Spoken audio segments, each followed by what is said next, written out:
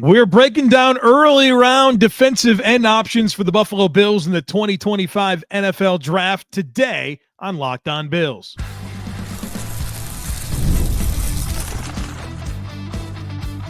You are Locked On Bills, your daily Buffalo Bills podcast.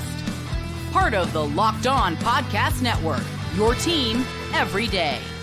What's up, Bills Mafia? It's Joe Marino, author of the Herd Mentality Substack, co-host of the Locked On NFL Scouting Podcast, co-host of the NFL First Read Podcast, and I'm your host of Locked On Bills. Want to thank you for making Locked On Bills your first listen every day, and a big welcome and shout out to our everydayers. You know who you are. Those of you who never miss a single episode, I appreciate y'all being here very, very much. I'd also like to invite you to subscribe or follow for free on YouTube or wherever you listen to podcasts. We're part of the Locked On Podcast Network, your team every day. Today's episode is brought to you by FanDuel. Right now, new customers can get $200 in bonus bets when your first $5 bet wins. Well, folks, welcome in. We are continuing our work in creating the Bills 2025 NFL Draft Board. We did 2 episodes on corners last week, 2 episodes on defensive tackles, and today we begin our defensive end discussions. Probably 3 podcasts worth of players to dive into. It's a strong group that has a lot of depth. And I want to cover all of these early round possibilities. So we're going to cover 6 today and probably 14 more by the time this week is over. So we're ready to talk defensive ends. We're going to cover 6 of them today. Like I said, Donovan Ezeiruaku out of Boston College, Nic Scorton from Texas A&M, Mike Green out of Marshall, Jared Ivey out of Ole Miss, Jack Sawyer out of Ohio State, and Kyle Kennard out of South Carolina. That's who we're talking about today. And I try to balance out the episodes. We're going to do 3 episodes on defensive ends. And so I want to give you a couple of first-round guys, a couple of second-round guys, a couple of third-round guys every time that we do this. That way there's some big names and some depth players in terms of the depth of the class that we can talk about in each and every episode. So let's do it. Let's talk about these players, but let's first talk about the need that the Bills have at defensive end. 2 expiring contracts at the position group in Joey Bosa, who's the assumed starter opposite of Greg Rousseau, and AJ Epenessa, who's been an important depth player for the Buffalo Bills. And it's tricky to consider the idea of either player being in Buffalo beyond this season. You know, you think about Joey Bosa, and if it works out, he's probably going to get a huge contract from somebody. And if it doesn't, well, then you don't want to bring him back in Buffalo. As for AJ Epenessa, he'll probably have the same year he's had for the last 3 years this year in Buffalo. And I think that's okay in a depth role, but maybe it's a situation where, you know, Epenessa wants to try his game out in a different location. And, you know, do you really want to pay a rotational defensive end a 3rd contract? So there's a lot of complicated factors there. And so you need some players here, and you want to get some players that give you impact, but on a cost control deal. And that's what you accomplish with an early round draft pick. And so I think the Bills will draft the defensive end pretty early in the draft. And let's dive into some of those possibilities, starting with Donovan Ezeiruaku out of Boston College. And in fact, I am presenting a Bills-specific 7-round mock draft in the Herd Mentality Substack on Tuesday this week, and this will be the Bills' first-round pick. So I want to kind of show a scenario where the Bills go edge in the first round, and the player that I went with was Ezeiruaku. And so this will be my 3rd 7-round mock draft from the Bills. The first time I did a corner in the first round, second time I did a defensive tackle. This time we're presenting one with Ezeiruaku as an edge player, and we'll have a weekly mock every week up until the week of the draft. And so if you want to check that out, there's a link in today's show notes to see the Herd Mentality Substack, where you get a bunch of additional content from me in written form, and also some film breakdown stuff that I put in there as well. Got a Christian Benford film piece coming out later this week as well.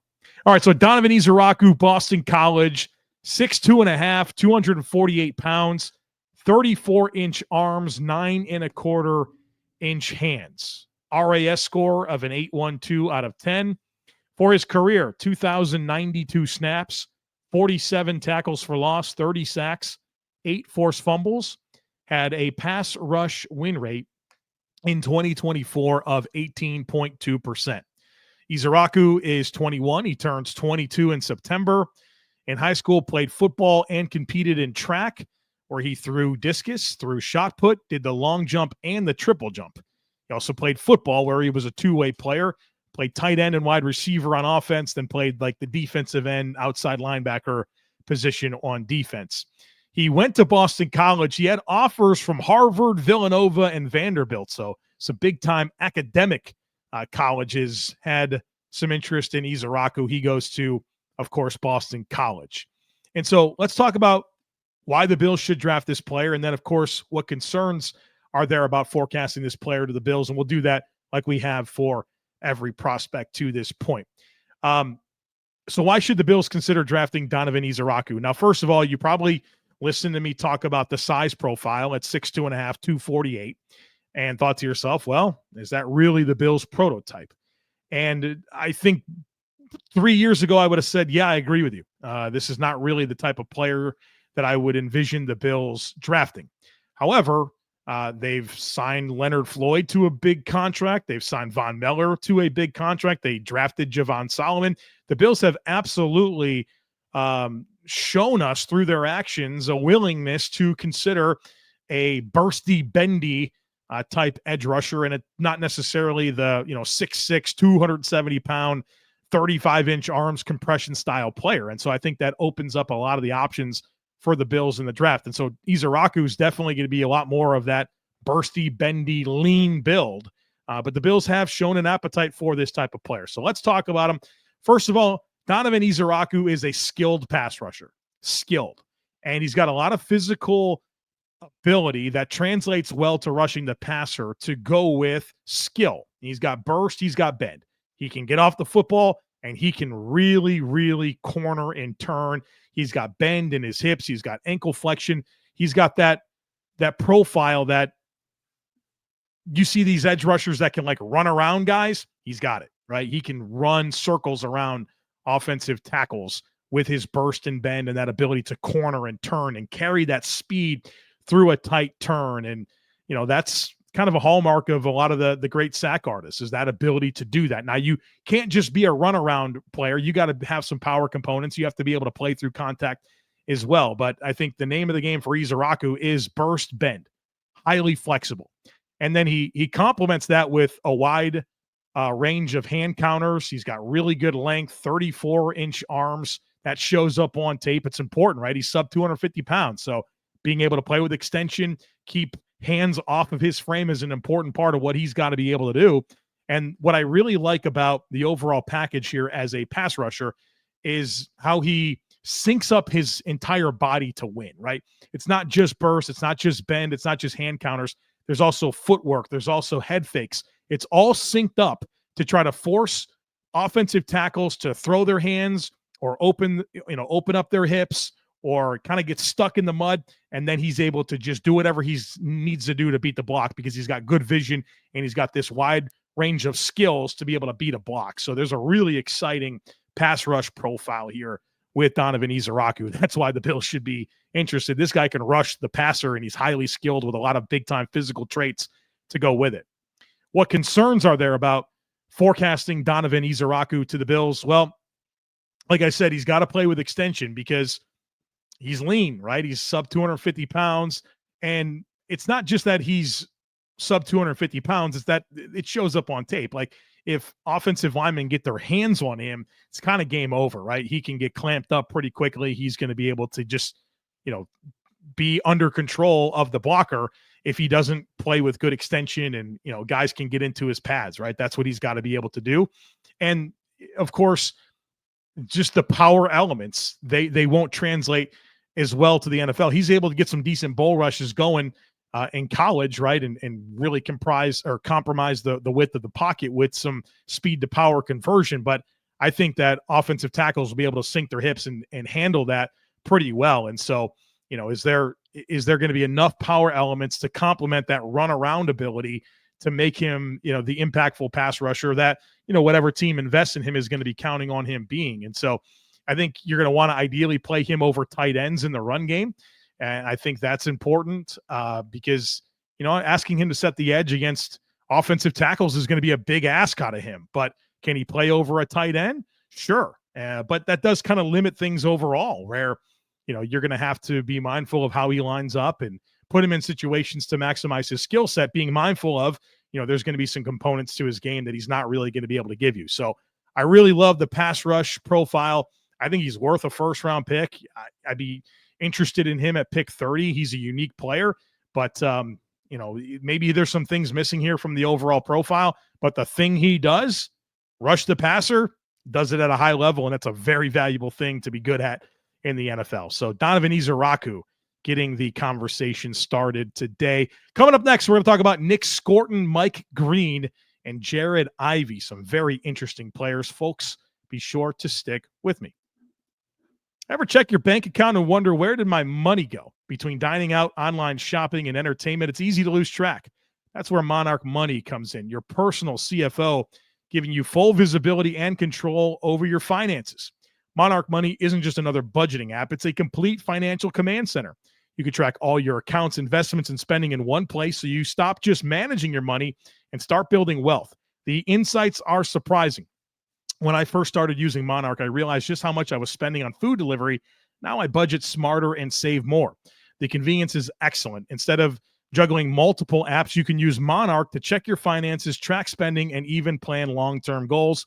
Plus, it's easy to collaborate. Managing your money with your partner is smoother than ever. You can track shared and personal accounts, set goals, and stay on the same page without the stress. So take control of your finances with Monarch Money. Use code LOCKEDONNFL at monarchmoney.com for 50% off your first year. That's monarchmoney.com, code LOCKEDONNFL for half off your first year. All right, folks, welcome back. Let's keep talking about these edge prospects, these defensive ends. Let's get into Nic Scorton out of Texas A&M. And I've been on a bit of a journey with Nic Scorton. If you've listened to my analysis on other podcasts like Locked On NFL Scouting, or NFL First Read, the two other podcasts that I co-host, I've had some thoughts about Nic Scorton, and he's been a bit of a confusing player to me, but there's a lot to like. So let's kind of sort it all out here. Nic Scorton, Texas A&M, he's 6'3", 257 pounds, 33-inch arms, 10-inch hands. We don't have a relative athleticism score out of him because as of the recording of this podcast, he has not tested. So we don't know what his relative athleticism score is. He's played 1,524 snaps of football in college, 31 tackles for loss, 17 sacks, had a pass rush win rate in 2024 of 17%. In 2023, it was 21.2%. We'll talk about that in just a second.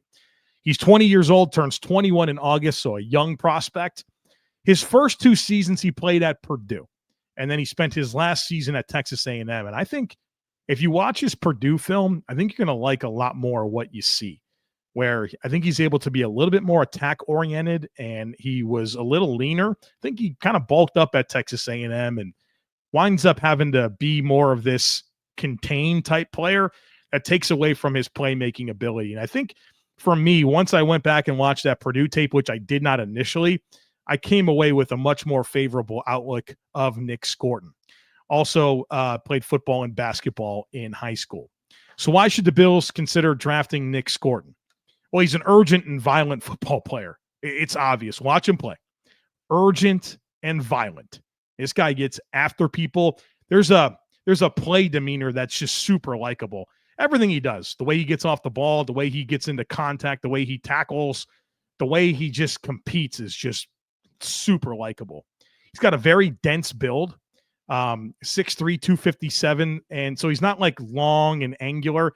There's a density to his frame that I think helps him with contact balance, whether, that's being firm and stout against the run, or, when he's trying to play through an edge. When I say an edge, like you get to an edge of a block, you want to play through that contact to clear and get to the other side. He's got that dense build, that low center of gravity really, really shows up and helps him a ton. I think this guy's got a ton of different pass rush moves. I love the chop, the chop move that he has. He's got a rip move, gets, different swipes going. He's got a very effective spin move, actually an inside spin that works for him quite a bit. And he's got this play strength that allows him to reduce angles. So we talked about Ezeiruaku, and he's a runaround player. That's not Scourton. Scourton's a guy that can play through those angles and soften angles and reduce angles with his power, with his urgency, with that contact balance that I talked about. And of course, this all shows up in terms of run defense and rushing the passer. So there's an energy that he brings, and there's a really just a kind of an infectious way that he plays that's easy to fall in love with. So what concerns are there about forecasting Nic Scorton to the Buffalo Bills? Well, I think he's just got an okay first step. This isn't a guy that I think is really going to stress offensive tackles with big time burst, right? Not a bursty or bendy guy. He's in a lot of ways the opposite player that I just talked about in Donovan Ezeiruaku. And that's okay, right? There's different body types. There's different skill sets that can be effective. So this is just a different one. It's not wrong. It's just different. And I would say the modest first step, and then I think he lacks flexibility in his lower half. He's not a guy that's going to be able to really flatten and corner and turn and bend, right? And so sometimes when you get to the apex of that rush and you got to be able to flatten and get back inside, it's tough, right? He kind of gets locked up there, and he doesn't have that ability to really reduce and corner. And so that's something to be mindful of. And then there's this whole Purdue situation. He's for Texas A&M, he's listed at 285 pounds. At Purdue, they listed him at 280, but he was noticeably lighter, and I thought he was much more dynamic athletically.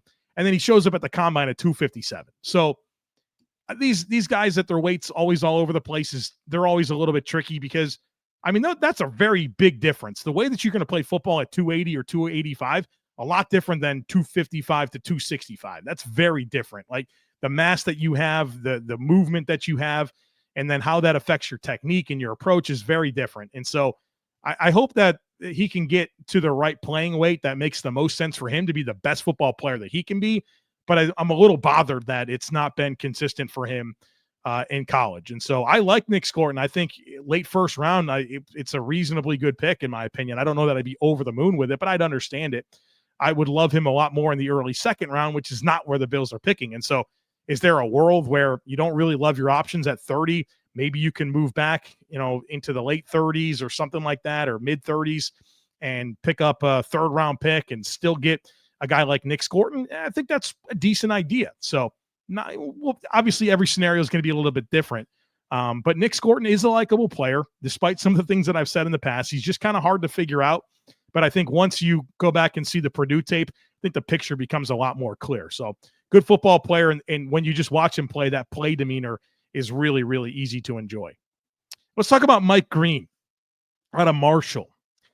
6'3", 251 pounds, 32-inch arms, 8.5-inch hands. We do not have an RAS score for him because he hasn't tested yet.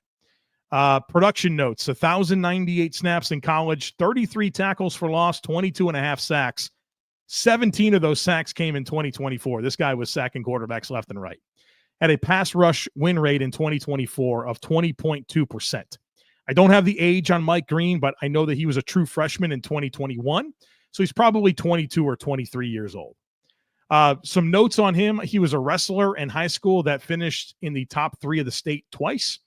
And then there's also this major piece of the conversation with Mike Green is that he has 2 different sexual assault allegations, one in high school, one in Virginia. In fact, he was suspended by Virginia and then entered the transfer portal. And so obviously that's a huge piece of this player's profile that the teams will need to vet. I don't think he's been charged with anything. He's denied everything, but you want to do your background there and make sure you know the person that you're bringing into your facility. So why should the Bills consider drafting Mike Green out of Marshall? Well, he's got pass rush skill, tons of moves. He's got a spin.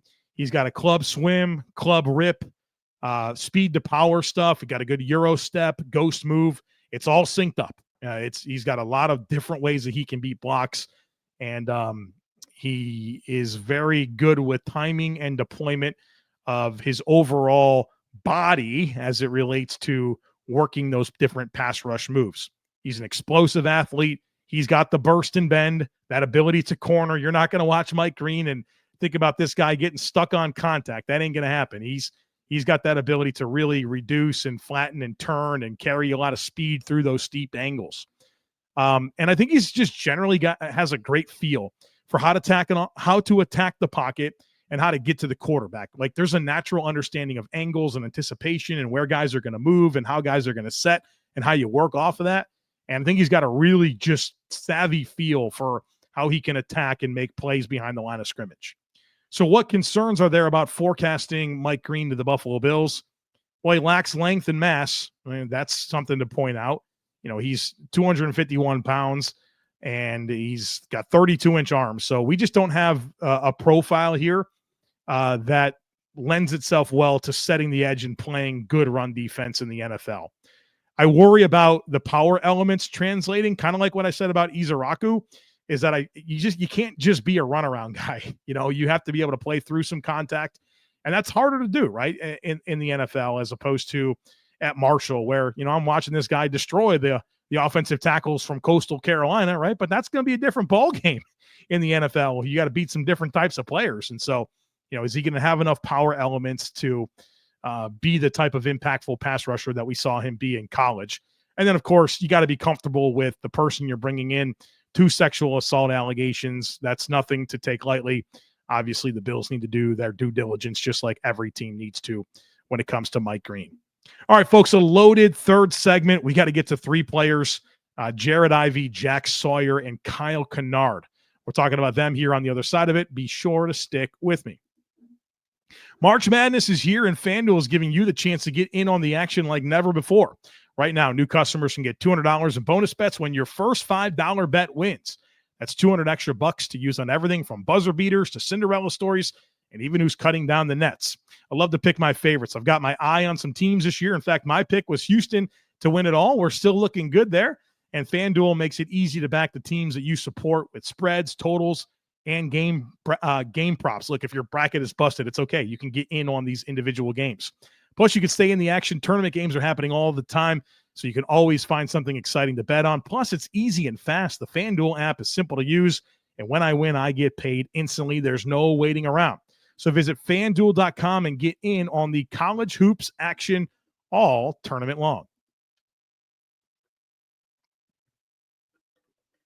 All right, 3 interesting players to talk about in this segment. Let's next get to Jared Ivey out of Ole Miss. 6'6", 274 pounds, 33.5-inch arms, 9 1/8-inch hands. His relative athleticism score is a 2. Not so good. Not so good. We'll talk about that in just a moment. Production notes: 2,293 snaps, 35 tackles for loss, 17.5 sacks. Pass rush win rate in 2024 of 16.8%.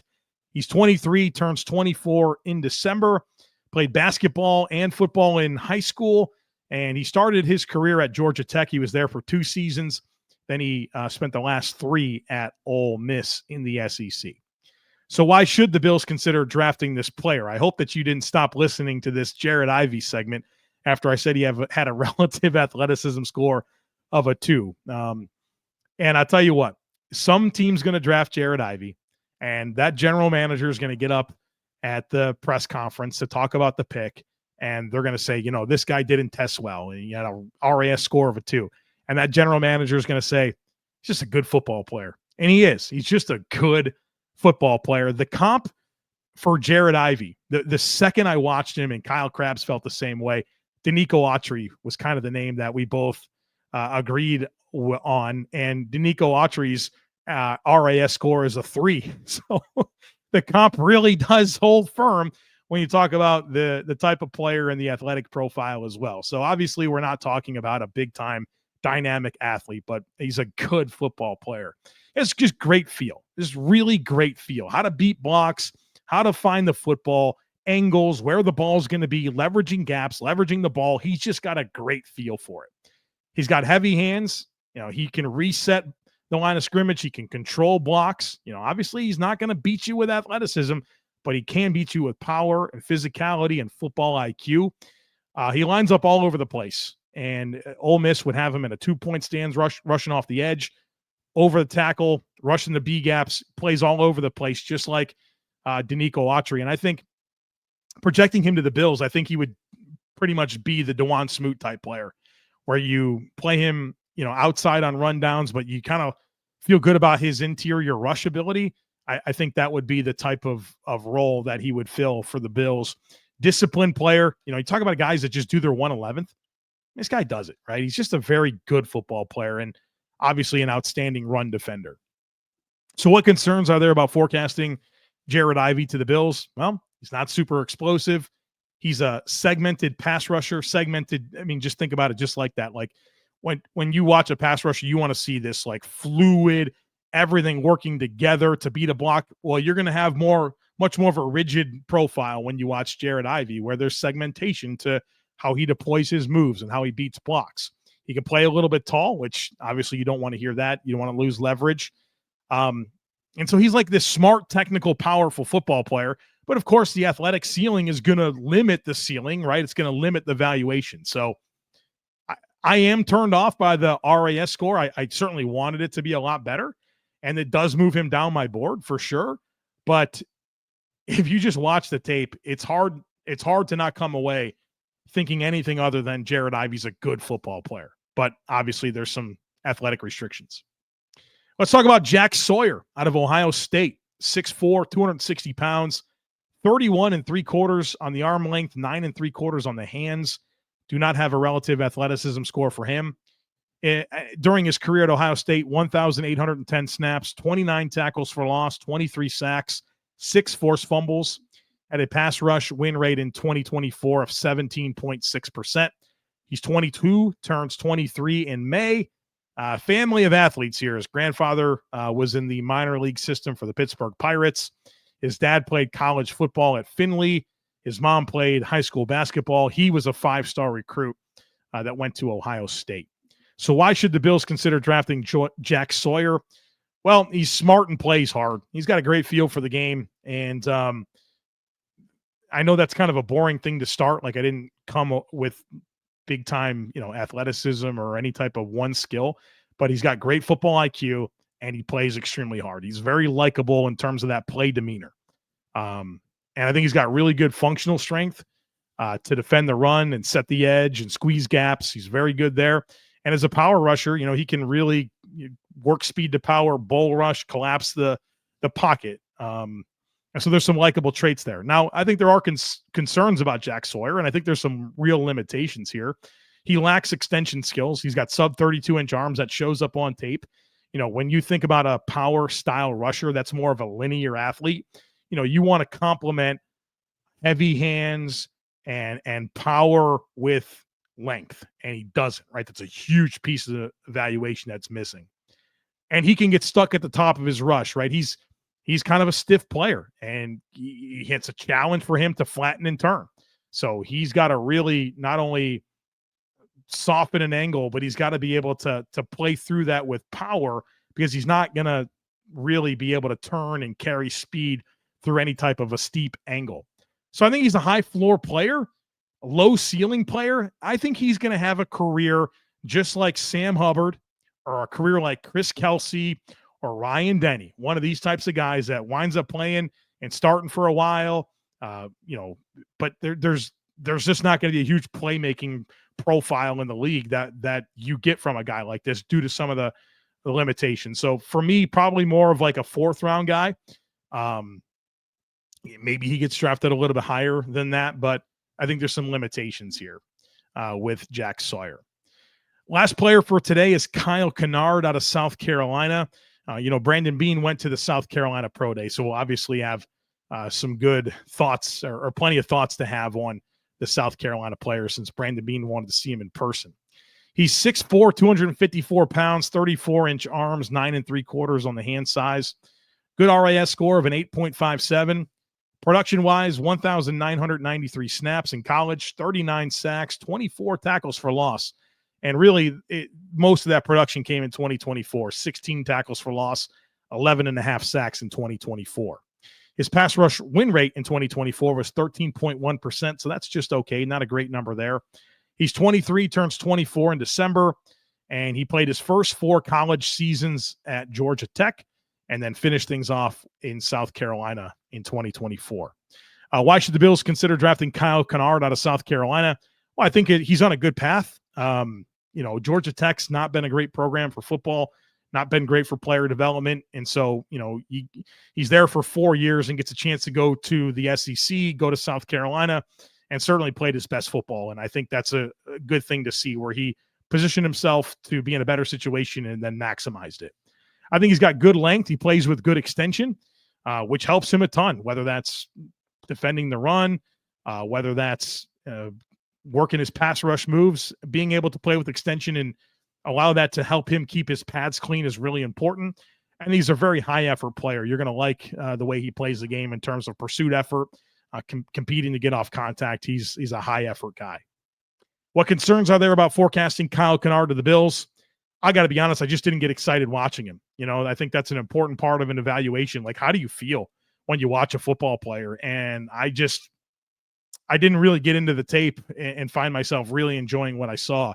I think he's a slow burn pass rusher, which is not a good thing to say. Like, you got to play with urgency. You got to play fast. You got to play sudden. I thought that was kind of missing from the way that he rushed the passer. I don't love his anchor in the run game. Too many reps of him kind of getting rooted out of his gap.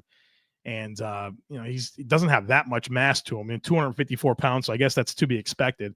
But even with 34-inch arms, it's not like he has the hand power or the ability to really extend and keep himself clear. I didn't see that on tape.